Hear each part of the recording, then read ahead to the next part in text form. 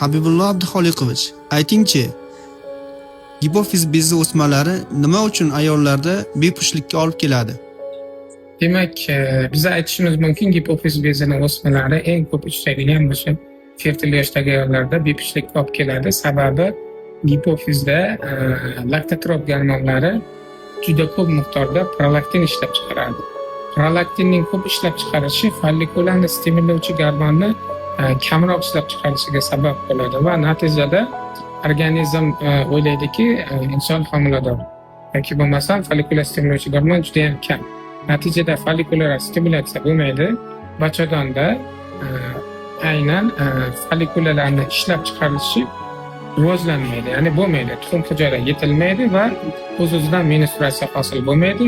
Qanaqasiga bu eko qiladimi yoki tabiiy yo'l bilan ko'payish xohlaydimi, birontasida urug'lanish sodir bo'lmaydi.